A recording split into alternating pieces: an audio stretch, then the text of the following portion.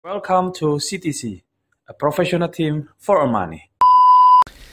Hai semuanya, dan baru-baru ini ya, mungkin bukan baru-baru ini kali ya, sudah beberapa waktu ini lagi rame dan mungkin juga banyak yang sudah komplain sana, komplain sini soal delisting coin.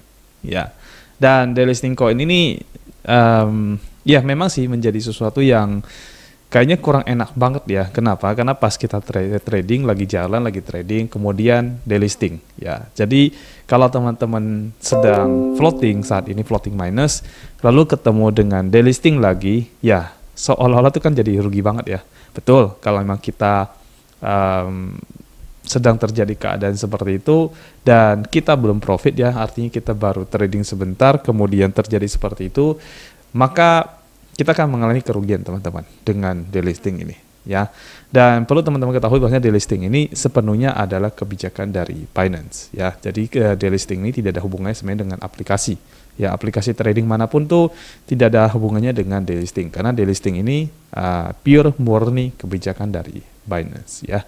Nah, kenapa delisting ini terjadi? Kita harus tahu ya teman-teman. Kenapa delisting ini terjadi? Ya, faktor pertama kalau kita bicara delisting, ini bukan bicara koin yang mungkin yang token BLVT saja, tapi koin-koin biasa juga iya teman-teman ya. Oke, kita lihat dulu kenapa terjadi delisting ya. Delisting ini terjadi karena Binance merasa performa dari koin yang sudah ada di exchanger mereka itu tidak terlalu bagus. Ya, lalu yang kedua mungkin saja ada indikasi koin ini mungkin ke arah scam, mungkin saja ya, mungkin saja terjadi seperti itu. Maka dari itu si Binance terpaksa harus melakukan delisting koin-koin tersebut. Nah, kalau teman-teman mau cari tahu tentang delisting itu teman-teman bisa buka di Google, teman-teman bisa ketik ya delisting koin di Binance 2021 ya. Nanti teman-teman akan ketemu begitu banyak koin-koin yang di delisting oleh Binance. Ya, dan ini bukanlah koin BLVT ya, tapi ini adalah koin-koin utama yang di delisting oleh Binance ya. Jadi kalau teman-teman trading menggunakan koin-koin biasa, apalagi meme coin ya, teman-teman perlu tahu ya bahwasanya delisting terhadap koin itu mungkin saja terjadi ketika Anda melakukan trading di koin-koin tersebut ya. Dan teman-teman bisa lihat beritanya di Google aja ya, gampang banget, ketik aja delisting koin Binance 2021 atau delisting Binance 2021 ya, nanti akan ketemu. Nah, lalu selain koin utama ada juga hot issue ya, yaitu delisting Binance Leverage Token ya. Nah, delisting Binance Leverage Token ini bukan persoalan yang dua tadi yang saya sebutin ya, bukan ya, tapi persoalan dia adalah di bagian leverage ya, karena Binance Leverage Token kan artinya kan Binance Leverage Token ya, ada leverage token ya. Jadi tokennya itu mendapatkan leverage ya, dan leverage-nya itu di 1,25 kali sampai dengan maksimal 4 kali ya. Jadi kalau misalkan leverage-nya terlalu besar, maka si Binance itu akan melakukan namanya rebalancing ya. Tujuan dari rebalancing supaya si token itu tetap ada di acuan atau aturan yang sudah ditetapkan oleh Binance, yaitu 1,25 kali sampai maksimal 4 kali. Nah, ketika terjadi rebalancing berulang-ulang, maka si Binance lah kita bilang ya, itu perlu melakukan sebuah tindakan ya. Jadi mereka itu akan melihat koin ini kalau di rebalancing terus-menerus, mungkin saja bisa berimpact ke mereka ya. Kita nggak tahu dibalik dari Binance itu cara mainnya bagaimana, saya sendiri kurang begitu tahu karena saya bukan dari orang Binance ya. Tapi ketika mereka menilai bahwasanya sebuah token ini harus di rebalancing berulang-ulang, maka ini tidak begitu bagus lagi untuk ditradingkan ya. Nah, dengan terpaksa mereka harus melakukan delisting ya. Dan ini sudah disampaikan di Akademi Binance yang membahas tentang leverage token. Mereka juga sudah infokan bahwasanya leverage token ini tidak untuk di hold jangka panjang, artinya tidak untuk disimpan tuh jangka panjang. Kenapa? Ya, faktor delisting ini mungkin salah satu jadi poinnya ya. Setelah kita udah ikutin, kita telusurin dan sebagainya, jadi kita dapetin gambarannya, kenapa mereka mengatakan seperti itu. Di luar ada manajemen fee 0,01% per hari ya, atau 3,5% per tahun di luar itu. Nah, lalu kalau misalkan kita ketemu koin yang kita lagi trading, kemudian lagi floating minus ya, terus muncul informasi tentang delisting. Nah, ini menjadi sebuah kendala sih memang, menjadi sebuah momok ya teman-teman ya. Ya, saya bicara bukan cuma BLVT aja ya, saya bicara koin utama juga iya ya. Nah, teman-teman bisa cek sekali lagi untuk koin utamanya itu di Google ya, delisting Binance 2021. Ya, nanti teman-teman akan ketemu bahwasanya koin-koin biasa pun di delisting sama si Binance ya, asal performanya kurang bagus ya. Nah, jadi kalau misalkan kita bicara delisting, ini bukan terkait dengan satu atau dua aplikasi ya. Aplikasi trading maksud saya ya. Ini tidak ada hubungannya dengan si aplikasi. Ya, karena murni, sekali lagi murni delisting itu karena dari keputusan Binance. Ya, jadi kalau misalkan Binance melakukan delisting koin yang utama atau koin yang biasa, nah, maka kita yang trading menggunakan aplikasi apapun, menggunakan koin tersebut, ya kena delisting juga. Ya, jadi pada dasarnya delisting itu bukan karena satu aplikasi. Ya, teman-teman harus berhati-hati ketika mendengar sebuah info dari orang-orang yang menyebarkan, yang kemudian menakut-nakutin dan sebagainya, seolah-olah si aplikasi A yang melakukan delisting. Tidak ya teman-teman ya, yang melakukan delisting adalah si Binance ya, karena tokennya ada di Binance, koinnya ada di Binance.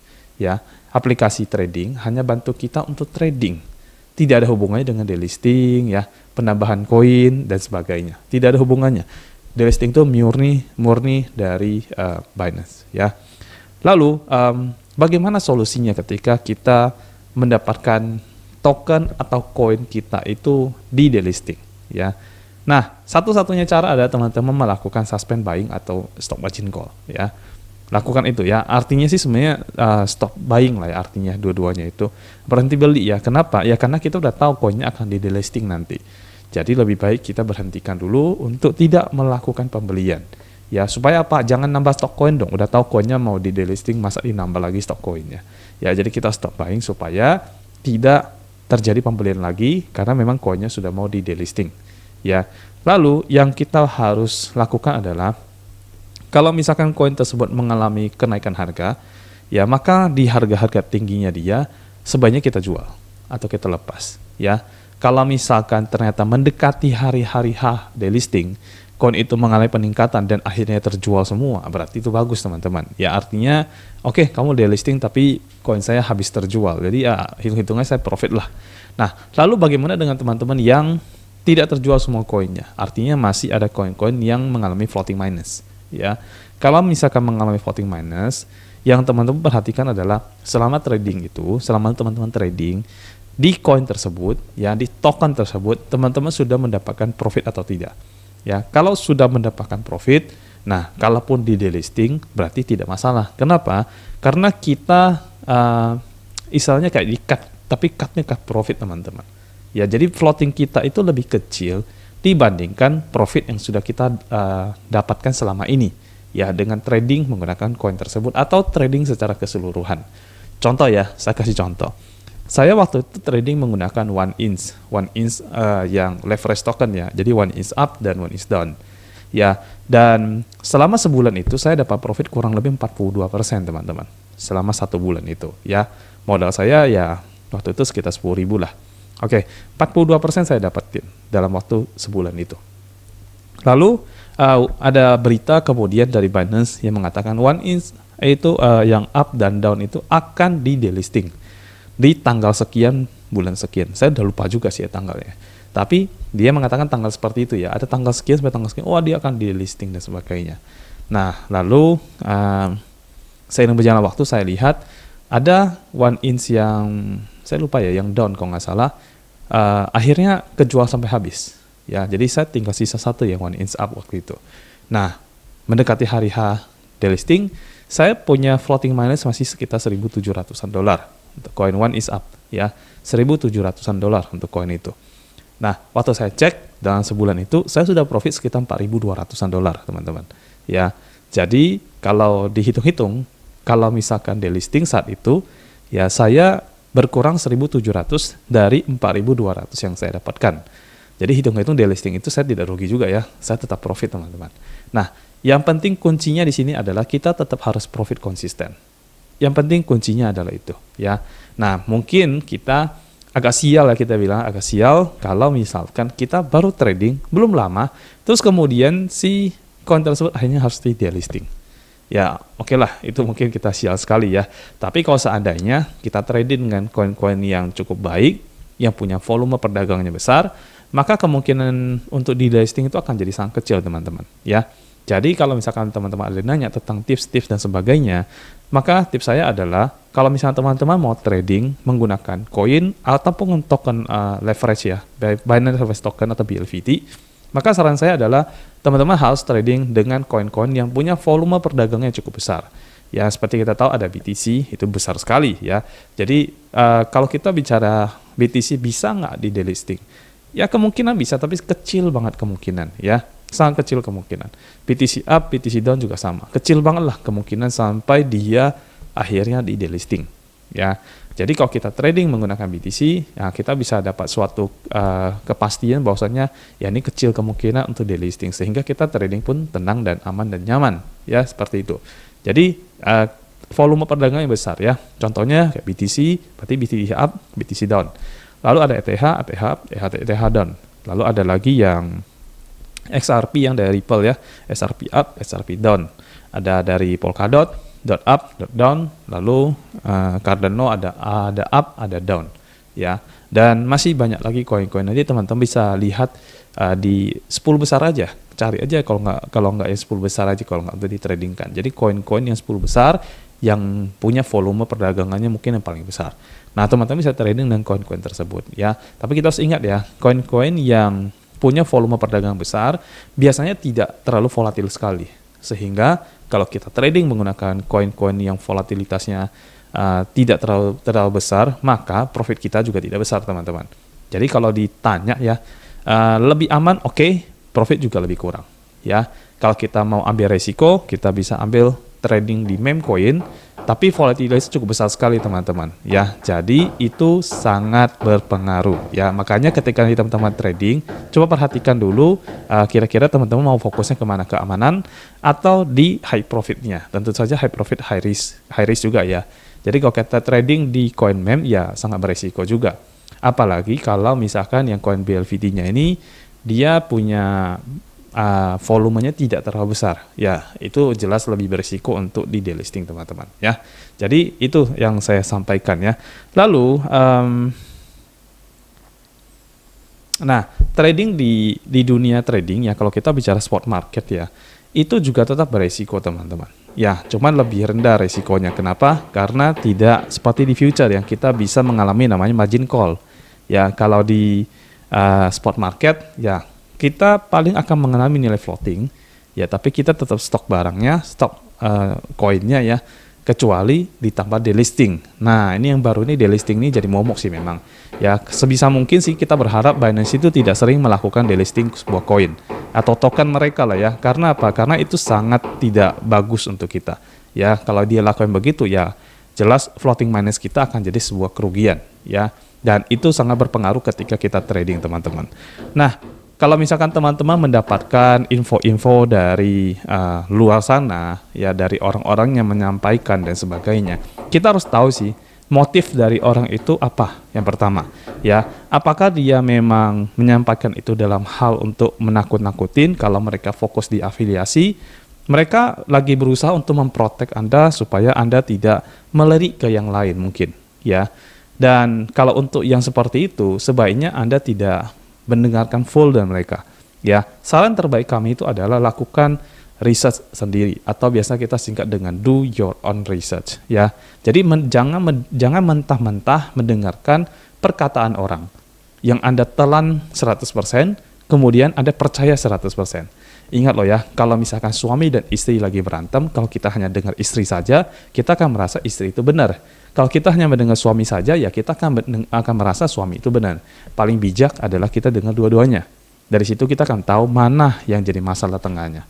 Ya, dan sama aja ya dengan dunia trading. Kalau kita hanya dengar dari satu orang, ya, nah orang itu punya kepentingan, ya jelas nanti akhirnya malah informasi yang Anda dapatkan tidak valid. Itu berdasarkan egoisme atau keputusan sepihak dia. Ya, tapi kalau teman-teman melakukan research, ya artinya sebuah informasi teman-teman dapatkan, nah itu jauh lebih bagus. Sehingga apa? Sehingga kita bisa lebih bijak untuk melihat sebuah info atau sebuah isu yang disampaikan ke kita. Ya, jadi do your own research ya, DYOR lah kata orang ya.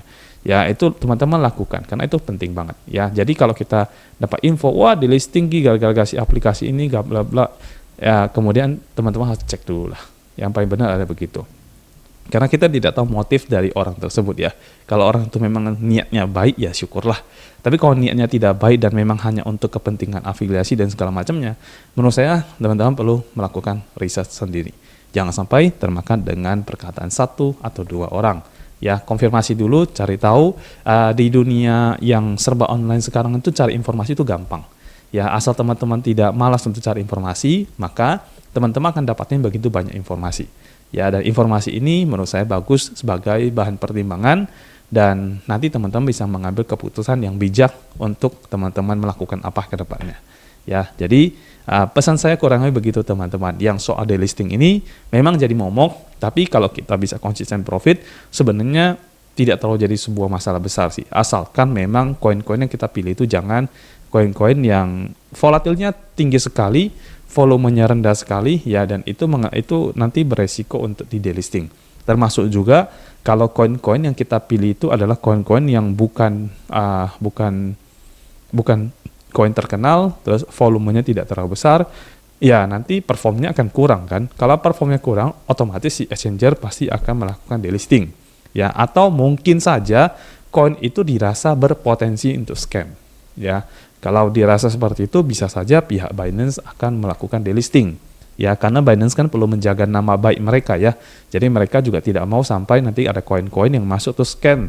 Nah, kalau scam nanti orang jadi tidak begitu percaya dengan Binance. Artinya Binance itu waktu dia melisting si koin ini, dia tidak memperhatikan mungkin kualitas dan kuantitasnya si koin ya. Dan akhirnya kita yang percaya sama Binance jadi scam jadinya. Di situ kalau misalnya terjadi seperti itu, maka kepercayaan kita ke Binance akan berturun. Nah, tentu saja perusahaan Binance tidak mau seperti itu ya. Makanya mereka melakukan yang namanya delisting koin. Ya, dan ini bisa terjadi kalau teman-teman trading di koin-koin yang utama juga. Jadi delisting ini bukan hanya terjadi di BLVT ya. Kalau BLVT problem utamanya adalah leverage ya. Dan kalau di koin utama problem utamanya adalah bukan di leverage tapi lebih ke performa dari koinnya atau mungkin potensial di scam di koinnya.